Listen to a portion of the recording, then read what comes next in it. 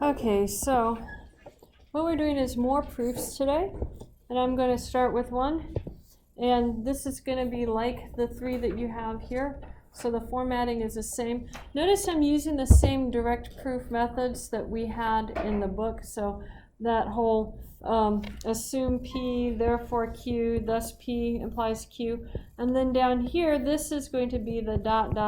part in the proof. We're trying to figure out what goes next, and then we're going to write it up in a pretty proof environment. So if I'm looking at this theorem statement right here, if x is a real number, then minus absolute value of x is less than or equal to x is less than or equal to the absolute value of x. What is the P part of that statement? What is our hypothesis?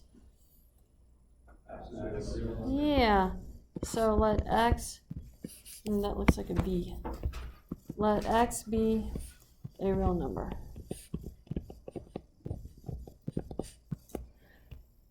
Now, the therefore Q, what is the Q part?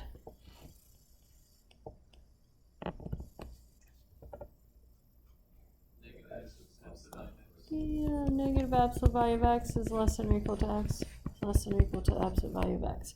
So there's a hypothesis, there's a conclusion, and there are some dots that go in between. And then, of course, our final conclusion is thus, let's try that again. Thus, if x is a real number, then minus absolute value of x is less than or equal to x is less than or equal to the absolute value of x. So we have essentially our 2 points of our proof done.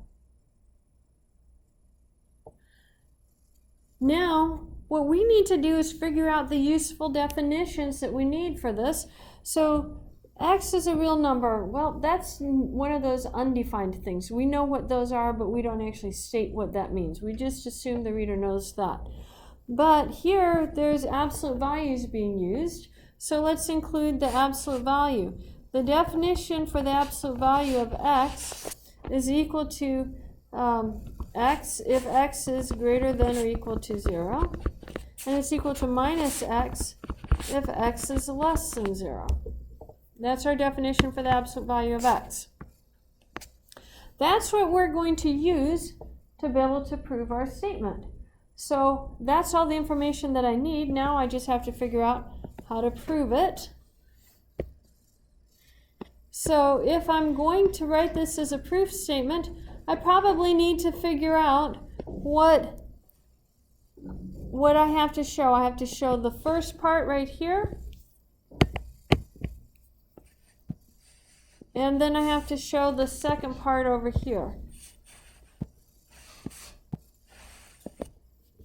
So I'm going to deal with it kind of in two different parts, working my way through it. What options do we have if x is a real number?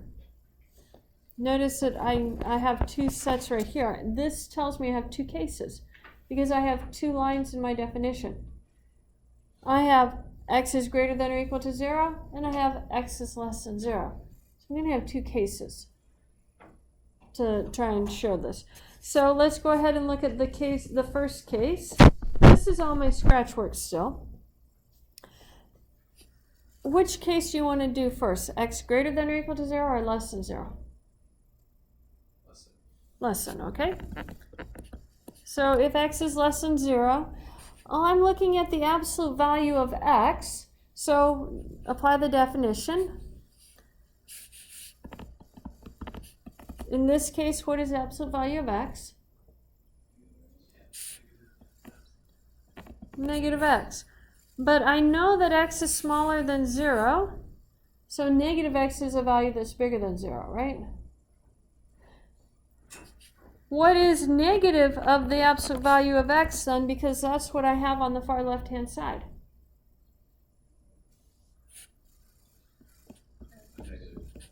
Yeah, negative of a negative x, which is equal to x. Now, x is less than 0, right? So I know that this is a negative value. And I know the absolute value of x is a positive value. so I can string my inequalities together. Do you see that? I'd submit to you we have everything we need to prove that case. So let's look at the case 2 and then we'll write the proof up. Case 2 is x is greater than or equal to 0. So define the absolute value of x in that case. 0. Yeah, it's going to be equal to x. Right? Absolute value of x, when x is greater than or equal to 0, I just get x for my answer. Okay. So then what does that tell us about negative of the absolute value of x? What is that equal to? Negative x. I know x is greater than or equal to 0, so this negative x is less than or equal to 0, right? Negative of a positive number makes it smaller than 0. But then I know that that has to be less than or equal to the absolute value of x, because the absolute value of x is a positive value. Does that make sense? So there are our two proofs. Let's go ahead and, our two cases, let's write it up. Proof symbol, I like PFF. Instead of saying let x be a real number, I can do x element of the reals. You can either type it out all words or all symbols. I did symbols. And then we're going to have case 1 immediately. Case 1 begins on a line all of its own. It's its own new little paragraph. And our case 1 was x is less than 0. We apply the definition, so I'm going to tell the reader it's by the definition. I don't have to say of absolute values. They'll figure that out when they read the phrase. So by definition, I know that the absolute value of x has to be equal to minus x, right? And minus x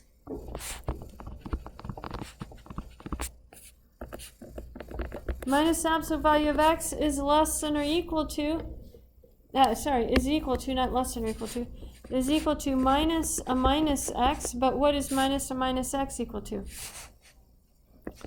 X. X is less than or equal to 0 because it's negative, and that's less than or equal to the absolute value of x. I can put that all on one line, and then when I start the next line, put a right arrow and put the conclusion. Minus absolute value of x, less than or equal to x, less than or equal to the absolute value of x. Take all the extraneous stuff out that we didn't need and draw your conclusion. So that's case 1.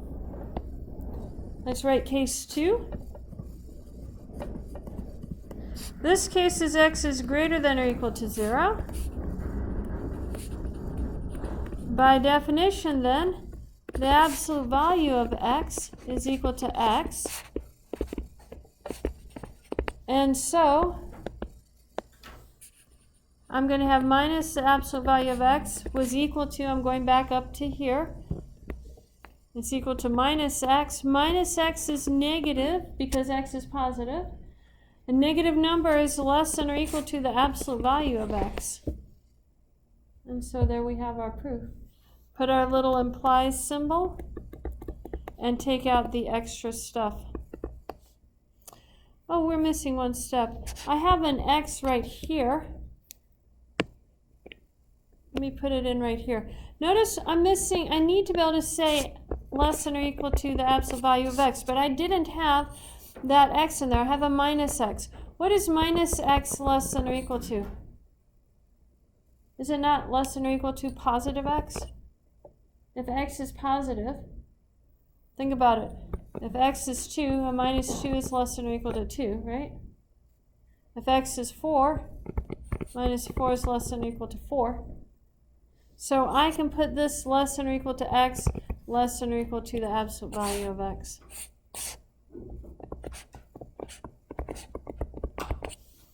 And there's our sentence. That's why we always rewrite it to take out anything extra to make sure you have what you need when you're done. That's why we include that stuff. And then we conclude, thus, if x is in the reals, then minus the absolute value of x is less than or equal to x is less than or equal to the absolute value of x. And our box at the end, and we're done. Do you guys see the process I'm looking for today? I'm trying to identify where the assumed P happens, thus Q, therefore P implies Q. I want to identify all of that that process, and then you need to, write your definitions down that you need for it, and then you can fill in the proofs on it, okay? I would say work in groups of 2 or 3 people, but everybody turn in their own paper. I want to see a paper for everybody. But work in groups of 2 to 3 people to try and figure this out. We have 3 of them that we're going to try and get done this class period. I gave you a hint for the third one. On the third one, you're going to have, the third statement says prove that for integers m and n, one of which is even and the other odd. They don't specify which one is even and which one is odd. When they don't specify, we can choose. And when we choose, we use the term without loss of generality. And we also write that as WLOG. So when you write it by hand, you can write WLOG. When you type it, you type all the words out. So what this is simply saying is you didn't specify which one was even and which one was odd, or you didn't specify something that goes with each one, but you told me one of them had one property and another one has another property, so we get to choose it. When we get to choose it, we specify without loss of generality rather than proving it with all possible different combinations, because it doesn't change the combinations. It doesn't change the proof any other than whether m is even or n is even. And that really doesn't change how the proof flows out.